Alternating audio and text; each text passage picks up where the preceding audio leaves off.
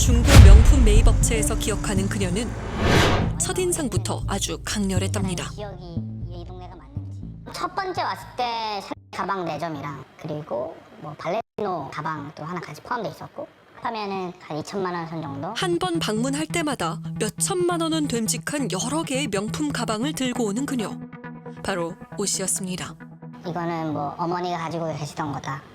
이건 자기가 어디서 샀다. 얘기하는 거 보니까 아, 이 사람이 그냥 집에 좀 돈이 많은 사람인가 보다. 23, 어린 나이지만 명품 중고 거래의 큰 손으로 불린다는 오 씨. 업계 사장들 사이에서도 이름만 들으면 모두 아는 유명 인사라는데요. 아, 너네 가게도 거기 갔냐? 부산의 사장님도 보셨었고 또 심지어 수원에 계신 사장님도 거래를 했었고. 혜성처럼 나타난 매입업체들의 VIP 그녀. 그런데 그 고가 명품들의 진짜 주인이라는 사람들이 나타났습니다. 백이랑 백이랑 깔비 시계 식이랑 발렌 헬메스 가방이고요. 1,200 정도요? 24살 때부터 취직해가지고 모아가지고 산 거였는데 이제 딱 저축하려고 마음 먹는 순간 이런 일이 생겨가지고 저는 그냥 제가 바보 같다는 생각밖에 안 들어요. 이게 대체 어떻게 된 일일까? 지난 7월 자신의 명품 가방을 판매하기로 한 유나 씨. 중고거래 사이트에 판매글을 올렸다는데요. 올린 지 10분도 채 지나지 않아 가방을 사겠다는 연락이 왔습니다. 밤 11시가 넘어서 먼저 채팅이 왔어요. 본인이 이제 가방을 구매를 하고 싶다고 그러면서 꼭 자기한테 팔아달라고 하시면서 자기가 지역이 멀어서 퀵으로 받고 싶은데 본인이 퀵비를 부담하겠다. 바로 오 씨였습니다. 가방을 꼭 자신에게 팔라고 사정하던 그녀.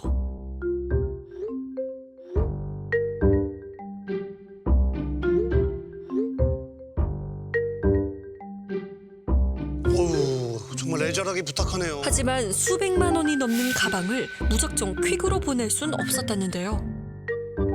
자연스레 구매자가 어떤 사람인지 확인하게 됐다는 유나 씨. 사진이 엄청 많았어요. 뭐 신혼부부 결혼식 사진부터 부모님 사진, 강아지 사진까지 사진도 너무 많았고 프로필 사진 올린 내역을 보니까 2016년도인가 몇 년 전 사진부터 쭈르륵 있어가지고 그래도 뭐 자기 번호로 사기치진 않겠지라고. 가족들 얼굴. 네네, 가족들 얼굴 있는 게 제일 컸어요, 사실. 본인 사진만 있는 게 아니고. 무서운 거 없이. 네, 연희 맞아요. 씨도 당시 오 씨로부터 같은 요구를 받았다는데요. 하려고 하는 그 과정에서 연락이 되게 많이 오거든요. 걔가 강아지 사진이 되게 많았어요. 그래서 강아지 되게 귀엽네요 이랬더니 갑자기 그 동영상을 찍어서 쭉 이렇게 돌려요. 실시간으로 자신의 영상을 촬영해 보내주었다는 오 씨. 그러면 이제 가족 사진들이 있단 말이에요. 그러면서 그거랑 자기가 있는 톡이랑 다 일치가 된다. 이런 식으로 저한테 뭔가 숨기려고 하지 않고 자꾸 알려주려고 하는 거예요. 그러니까 진짠가? 진짠가 보다. 자신에 대한 모든 정보를 투명하게 공개하는 오 씨. 그녀를 더 이상 의심할 순 없었습니다. 그렇게 오 씨의 말에 따라 퀵으로 가방을 보냈다는 사람들. 기사 출발과 동시에 입금하겠다는 그녀의 말을 믿었습니다. 그런데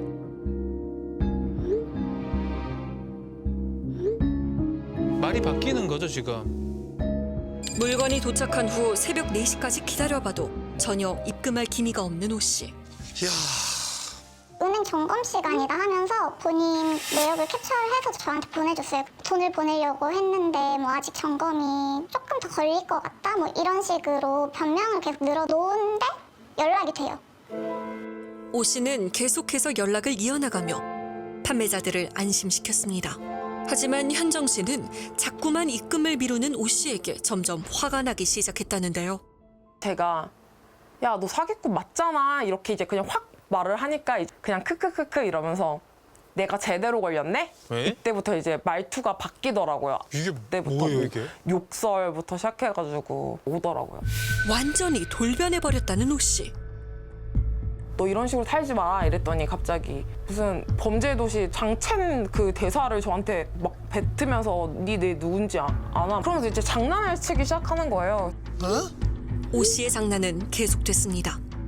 피해자에게 욕설과 함께 밥 사 먹으라면서 10만 원을 보내기도 했다고 합니다. 그렇게 오 씨가 노린 것들은 비단 명품 가방만이 아니었는데요. 400만 원 상당의 20돈 금팔찌를 판매하려 했던 태민 씨. 그날 오 씨로부터 걸려온 한 통의 전화가 모든 일의 시작이었습니다. 여보세요? 혹시 구매 가능할까요? 금팔찌요. 아, 예, 가능합니다. 여기 혹시 울산인데 거래를 어떻게 해야 될까요? 울산이세요? 역시나 퀵 거래를 제안했다는 오 씨. 그러면 제가 물건 출발한 거 확인되면 확실하게 입금을 해드릴게요. 물건 보내버렸는데 입금이 안 되면 솔직히 그런 거잖아요. 그렇지. 그럼 제가 민증이랑 다 찍어드릴 수 있거든요. 네네. 와. 신분증과 가족관계 증명서까지 보여주는 오 씨를 믿고 거래 제안을 받아들였습니다. 그렇게 떠난 물건은 다시 돌아오지 않았는데요. 그냥 매일매일 연락을 했는데 매일매일 연락은 닿았어요.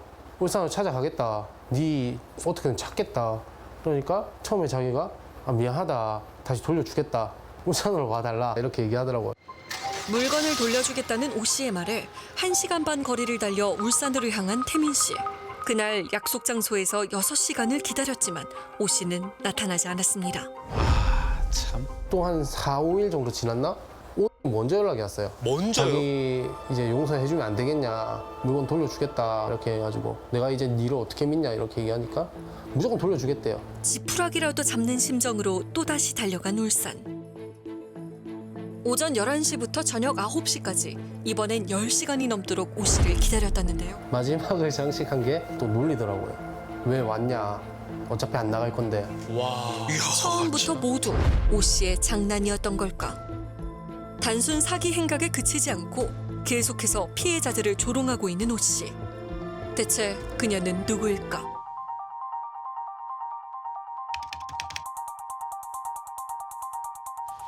중고 사이트에서 시계를 판매하려던 태웅 씨. 오 씨와 대화를 나누자마자 사기임을 직감했습니다. 직거래가 자기는 어렵고 카킥이라는 택배 거래를 이용하자고 하더라고요. 그래. 이건 100% 사기 같긴 한데 이렇게까지 사기를 치면은 무조건 걸릴 것 같은데 진짜 그 자기 사생활이 싹 노출이 돼 있었거든요. 친구도 그렇고 뭐 해킹 매장이 아니라 자기 얼굴 그대로 돌려놓고 가족 사진들도 다 보고 가족관계 증명서 저한테 보내주고 그다음에 민증까지 보내주고 사기꾼의 대담한 행동에 호기심이 생겼습니다. 이렇게 대놓고 사기치는 애들은 어떻게 생겼나 어떤 사람인가 실제로 존재하나 하서 저 진짜 궁금해가지고 기사님 전 그냥 옆에서 조용히 그냥 따라만 가겠다 얘 얼굴만 보고 싶다 해서 그때부터 이제 가기 시작했죠. 와. 그 사람한테 물건 들었어요 저 바로 입금 부탁드립니다 하고 조용히 옆자리에 앉아 있었죠. 그렇게 전주에서 울산까지 4시간 거리를 퀵기사 차량을 타고 함께 달려갔다는 태웅 씨. 그냥 속는 척하면서 계속 옆에서 이제 걔한테 도대체 언제 보내주시냐 좀 빨리 보내주시면 안 돼? 이러니까 갑자기 얘가 이제 자기가 성공했다라고 생각했는지 태도가 조금씩 바뀌더라고요. 비웃으면서 말을 하더라고요 목소리에. 그러니까 경찰에 신고하세요 이렇게 하면서 배짱 부리더라고요. 그래서 와 진짜 대단하다. 약속 장소에 도착해 오 씨를 기다리던 그때 드디어 그녀가 나타났습니다. 택시를 타고 왔어요. 눈 뒷자리에 이렇게 앉아 있었고 빨간불에 걸려서 제가 뛰어가서 확 열었어요. 와. 딱 문 열자마자 너 내려봐. 너 내려서 얘기하자고. 저 눈이 마주치는 순간에 눈이 땡그레지면서 갑자기 상자를 그냥 바로 주더라고요 저를. 네, 그냥 눈 마주치자마자 바로 이렇게 줘요. 출동한 경찰에게 오 씨를 넘기고 돌아왔다는 태웅 씨. 그런데 미안하단 말을 아예 안 했어요. 처음부터 끝까지. 그냥 계속 놀렸어요 저를. 지금 조사받고 나왔는데 혐의 없대요. 혐의 없으므로 풀려난대요. 이러고 물결표 보내고 킥킥킥 웃는 거예요. 그때 보신 분이 이분이 맞으세요? 네 맞아요. 딱 보고 아시는 분이 그날 태웅 씨가 만난 사람과 오 씨의 프로필 속 인물은 동일인. 결국 오 씨가 피해자들에게 알려준 자신의 정보들이 대부분 사실이었던 겁니다. 아. 누가 감히 자기 가족 사진이랑 부부 사진을 걸고 사기를 칠 수 있겠느냐? 저는 그렇게 생각해요. 진짜 앞뒤가 없는 정말 막 사는 인생? 아 쟤는 진짜 잃을 게 없는 애구나. 그냥 저렇게 진짜 오늘만 살다가 잡히면 들어가면 되는 거고 어쩌라고 약간 이렇게 배째라 할 것 같은 그런 뉘앙스? 마치 내일은 없이 오늘만 사는 것처럼 막무가내 사기 행각을 이어가는 오 씨. 그녀에겐 피해자들이 몰랐던 비밀이 있었습니다. 바로 이미 재판 중인 상습 사기꾼이라는 것. 작년 4월 사기 혐의로 첫 공소장이 접수됐고 8월 첫 공판 당시 피해자만 무려 7명. 그리고 1년 만에 피해자는 20명으로 급격히 늘어나는데요. 피해 금액만 약 1억 4천만 원. 오 씨를 만나기 위해 먼저 그녀의 신분증상 주소로 찾아가 봤습니다. 안녕하세요. 저희 MBC 전화왔는데요. 혹시 오 씨 어머님 되세요? 어머니가 아닙니다. 할머니거든요. 하고 같이 여기서 살았는데요. 제가 지나간 지가 2년도 넘습니다. 오 씨랑은 연락을 하세요? 연락도 전혀 모릅니다. 연락한 지가요 2년도 넘었네요. 할머니와 살다 20살 이후 집을 나갔다는 오 씨. 그런 오 씨의 최근 행적을 알고 있다는 한 지인을 만났습니다. 돈 되게 많이 썼어요. 명품도 엄청 많고 지방흡입도 전신으로 다 하고 쌍꺼풀하고 뭐 코수술하고 그래서 고에드 가방, 뭐 어디 샤넬 가방, 구찌 가방 그런 거를 무슨 시장 장바구니처럼 그냥 막 썼어요. 그런데 종종 이상한 이야기를 했다는 오 씨. 남의 명의로 뭐 대출 받고 막 핸드폰 개통 그런 것도 있다고 했던 것 같은데. 그 실마리는 오 씨의 중학교 동창들에게 있었는데요. 다시는 떠올리고 싶지 않았던 학창 시절의 기억. 걔가 자꾸 이상한 소문을 퍼뜨려가지고 그것 때문에 계속 왕따로 당했었어요. 오 주도를 했어요? 네. 저는 그냥 이 친구라는 이유로 계속 무시당했던 것 같아요. 많은 상처를 줬던 오 씨가 갑작스레 연락을 해온 건 작년 2월. 내가 중학교 때 미안했다. 한번 얼굴 보고 사과하고 싶다. 너 일하는 곳 앞으로 갈게. 바로 다음 날 수정 씨의 직장에 오 씨가 찾아왔습니다. 몇 년 만에 재회였다는데요. 놀람도 잠시 오 씨가 갑작스런 부탁을 해왔습니다. 자기가 대학교를 다니는데 등록금 반환해야 되는데 그 등록금을 자기 통장으로 받으면 자기 엄마한테 혼난다고 제 통장으로 대신받아 달라고 하는 거예요. 급하게 명의를 빌려달라는 오 씨의 부탁에 자신의 신분증을 넘겨줬다는 수정 씨. 저는 일해야 되니까 일하는 동안 걔가 제 핸드폰을 가지고 있었어요. 제가 빌려줬거든요. 그래서 빌려준 사이에 갑자기 제 정보가 다 빼간 거예요. 그렇게 오 씨는 1,000만 원의 대출을 받아 자신의 계좌로 빼갔습니다. 야, 이거 진짜 이건 너무 악질인데. 아, 얘가 사기꾼이구나. 아, 얘가 나한테 이런 못되게였구나. 1,000만 원 가져가고 돈을 이자 매달 집 내고 있던.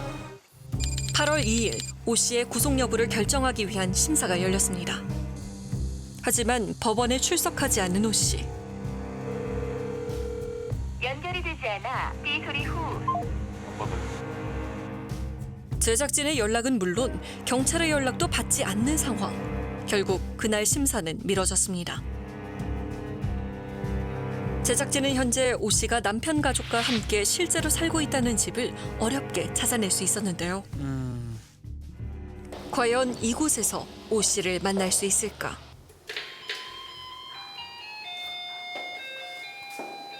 계세요? 하지만 사람의 인기척은 없었습니다.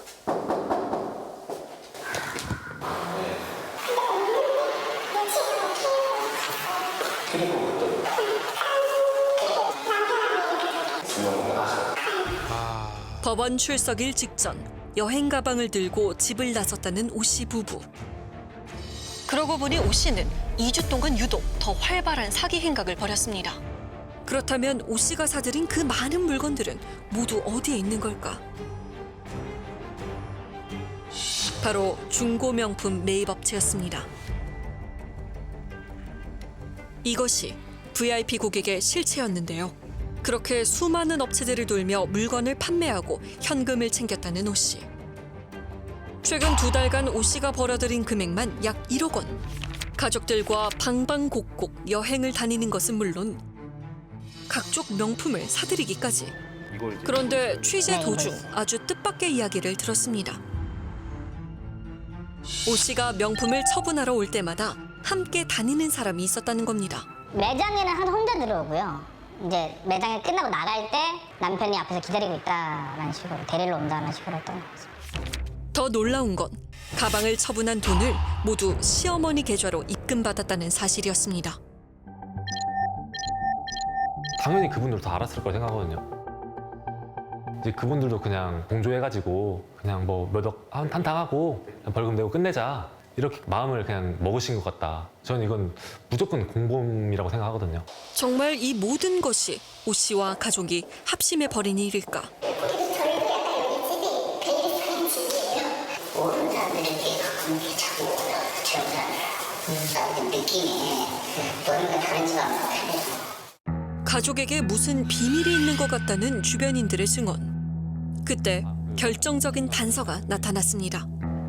몇 번 치셨어요? 저한테 사기치고 그 다음에 많이 했죠. 몇 번이나 하셨어요? 남편분 다 아세요?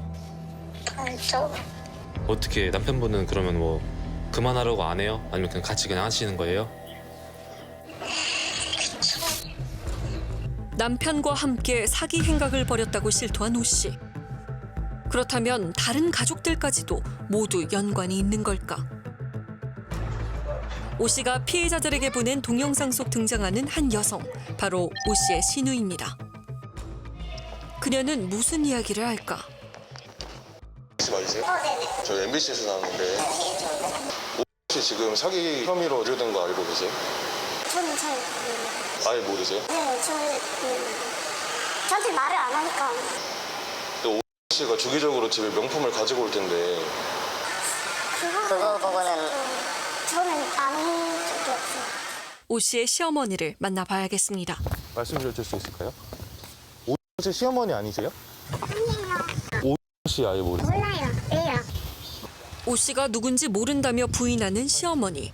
하지만 잠시 후 오 씨 어디 있어요? 그걸 내가 어떻게 알아요? 같이 사시는 거 아니었어요? 같이 사는데 나하고 없어요. 1년 넘게 같이 사셨는데 어디 있는지 몰라요. 그걸 어떻게 알아요? 아들은 어디 있는지 알아요? 그 사람이 어디 있는지 제가 어떻게 알아요? 명품 가방 처분한 돈이 선생님 명의 계좌로 들어왔잖아요. 저는 그것도 몰라요. 그걸 어떻게 모르세요? 몰라요, 지금요. 1년 넘게 명품 처분한 돈이 선생님 명의 계좌로 들어갔는데 몰라요. 계좌 관리를 아예 안 하세요? 아니, 제가 했어요. 제가 했는데 그냥 뒀어요. 그냥 뒀다고요? 네. 그럼 사기 방조하신 거 아니에요? 아니면 사기 방조했으면 경찰서 신고하세요. 저를요. 제가 방조를 했으면 저는 몰랐으니까. 오 씨 부부의 사기 행각을 전혀 몰랐다는 가족들의 말. 과연 믿어야 할까? 사건을 수사 중인 경찰의 입장은 좀 다른데요. 몰랐다고 하는 건 조금 좀 신빙치 어려운 이런 부분은 시어머니하고 그 남편까지도 아마 입건이 지금 가능한 걸로 이렇게 지금 추정은 하고 있습니다. 뭐 시누이도 거의 뭐 같이 살았다면 그걸 알고 이랬다면 그 부분에 대해서는 저희가 추가적으로 이제 사실 확인을 거쳐서 누가 어디까지 가담을 하고 개입을 했는지 그 부분도 수사 대상이 될 것입니다. 그토록 대담했던 범행의 결말. 남을 속여 가로챈 명품들이 이젠 벗어날 수 없는 족쇄가 됐습니다. 현재 오 씨와 남편에겐 구속영장이 발부된 상황인데요. 영원히 숨을 수는 없습니다. 반드시 죗값을 치러야 할 겁니다.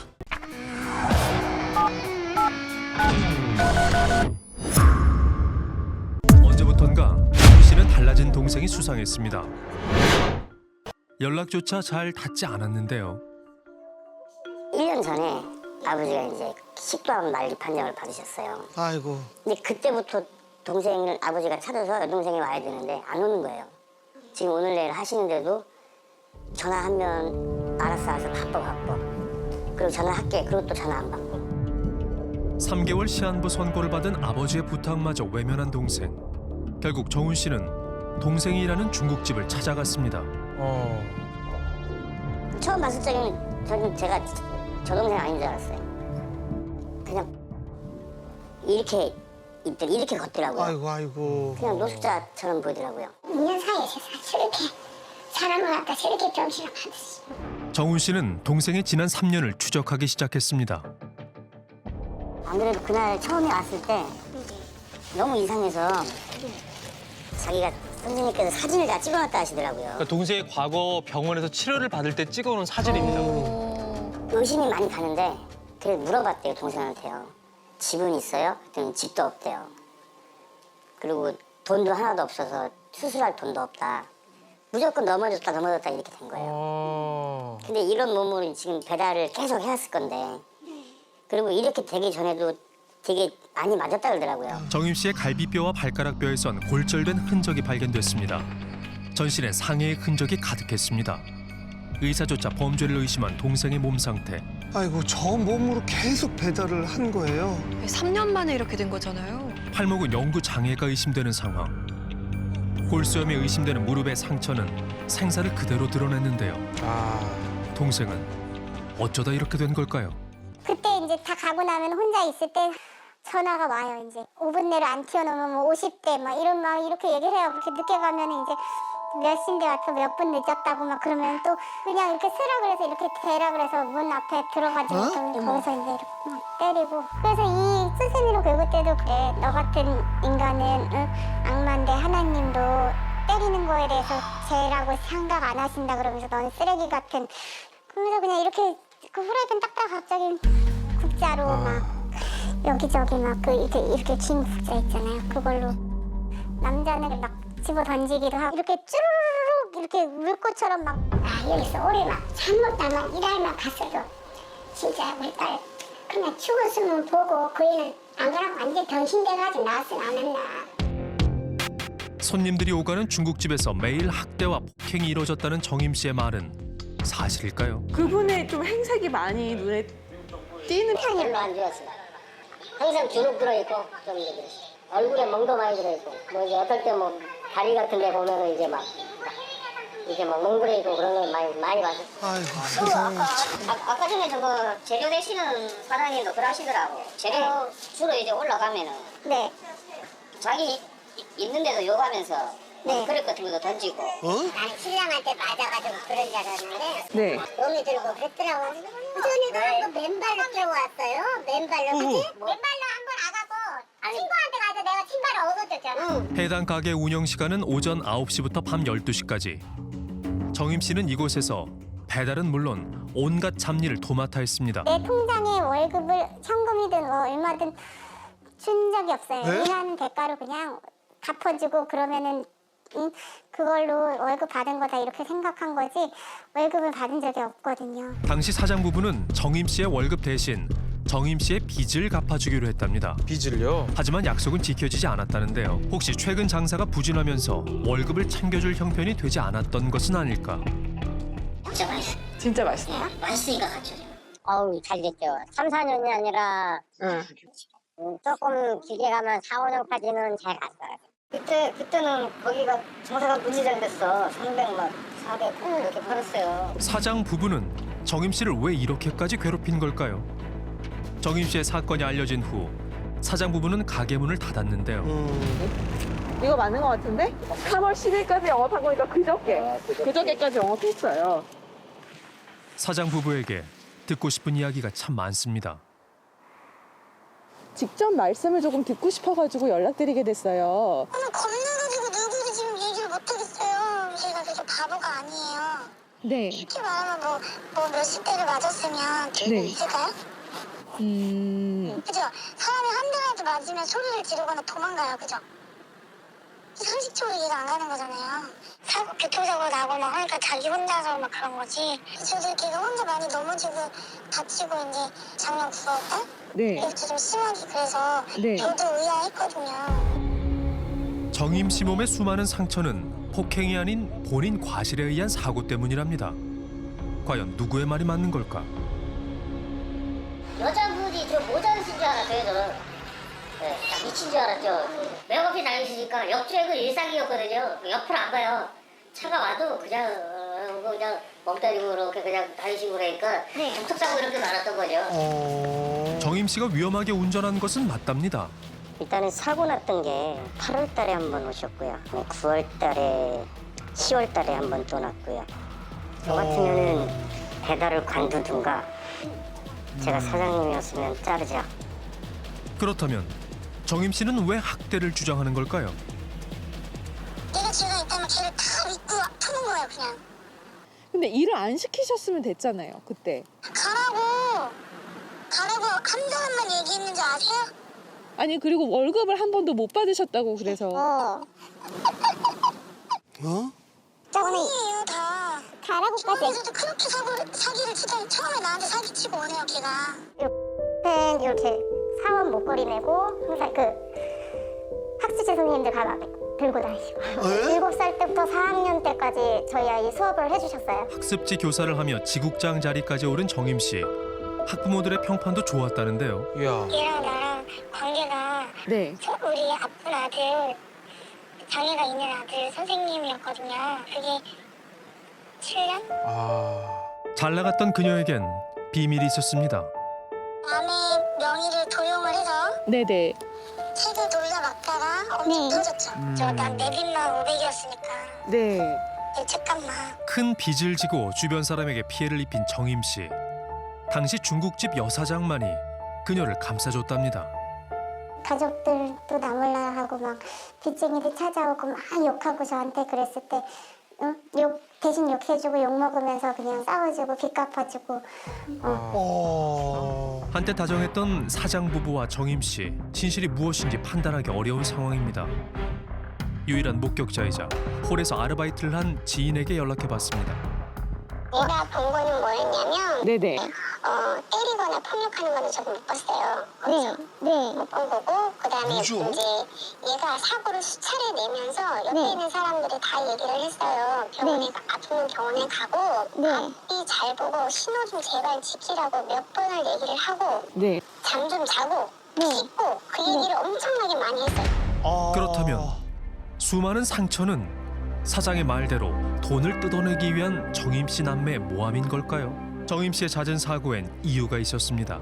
신생아 강아지 있잖아요. 말티즈, 뽀메 뭐 이런 비숑 막 이런 애들 이렇게 막 사가지고 막 교배시키고 막 이런 거 한다고 한 거의 17마리인가 19마리 그 아파트 10몇 평에서 키운 거예요.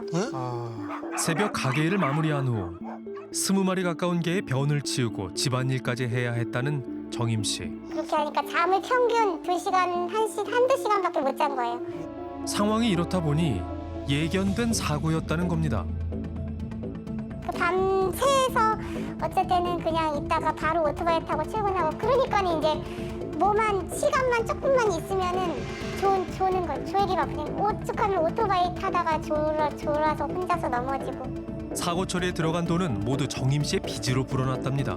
합의금으로 나간 거 사고 쳐서 나간 게 얼마인지 아냐고 그러면서 뭐 3억 가까이 된다고. 사고로 몸은 점점 상해갔지만 정임 씨는 병원에서 마음껏 쉴 수도 없었습니다. 4주 입원하라고 했는데 8일 만에 퇴원한 거네요. 다리에 상처가 심한데요.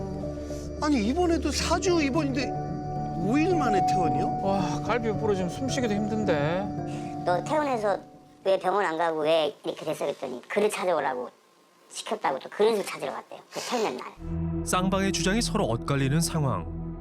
제작진은 주변 배달 기사들의 제보를 찾아 나섰습니다. 그냥 저도 배달하는데 환자복 입으면서 그룹 찾는 거 봤어요. 집에 와서 쓰레기 싸갖고 나가서 쓰레기통에다 버리고 작업과 이제 헤어진 거 털어갖고 넣는 거까지 다 버리는 베란다. 근데 이게 사람이 도가 지나쳐버리니까 가만히 앉아있는 꼬라지를 못 봐요. 예. 그냥 그럴 것 같으면 뭐하러 일어나냐고. 너 네가 딴 데 가서 일하라고. 배달 기사 사이에서 해당 중국집은 악명이 자자했다는데요. 사고가 나도 쉬지 않고 일하는 정임 씨가 이상했답니다. 뭔가 집어던지고 그런 건 있어요. 누구한테요? 남사자. 뭐를 집어던지긴 했는데 그거에 해서 맞았는지는 몰라요. 그래서 막 때리는 거는 가장 세게 때렸던 게 한 그냥 이 정도. 빨리빨리 안 하냐 뭐 그런 식으로 계속. 그냥 쉽게 말해서 이쪽이나 이쪽하고 이쪽. 그런데 그때 사장 부부의 폭행을 직접 목격했다는 글이 발견됐습니다. 어렵게 목격자와 연락이 닿았습니다. 자료가 있더라고요. 보니까는 찾아보니까는 정확한 날짜로 2019년 11월 25일. 사건 당일 저녁을 먹기 위해 홀로 중국집을 찾았다고 합니다. 이제 배달을 갔다 와가지고 들어왔다가 이제 짝소리가 나면서 소리가 나는 거예요. 때리네. 이제 계산할 때 보니까 얼굴이 한쪽이 빨갛더라고요. 당시 상황이 담긴 녹취입니다. 녹음을 했군요. 방금 전에 여기서 방송국에 나갔는데 걔도 여성분 막 때리는 건 좀 아닌 것 같아요. 여성분 이렇게 때리시는 거 좀 아닌 것 같아요. 당신가 너를 실수로 해가지고 아니 실수로 해도 그렇지 그렇게 때리시는 거 좀 아닌 것 같아요. 지금 여기서 보고 있었는데요. 지금 마지막에 전에도 왔을 때로 그렇게 얘기를 했잖아요. 알고 보니까는 제가 한 2, 3주 전인가? 친구들이랑 거기를 밥을 먹으러 갔었어요. 사장이 주방 쪽에서 그 여자분을 뒤통수를 때리는 걸 봤어요, 제가. 사장님은 이 여자분 좀 제발 좀 신고해달라고 우리 집에 와서 얹혀 살면서 사고를 너무 많이 친다. 이 사장님 따님이 뭘 보고 배우겠어요? 제가 그렇게 얘기를 했어요. 그랬더니 하는 얘기가 요 중학원 딸이라고. 그때 더 화가 난 거예요. 경찰서에 신고하겠다. 근데 그때서는 이제 저한테 하는 얘기가 정말 잘못했다. 반성하겠다고.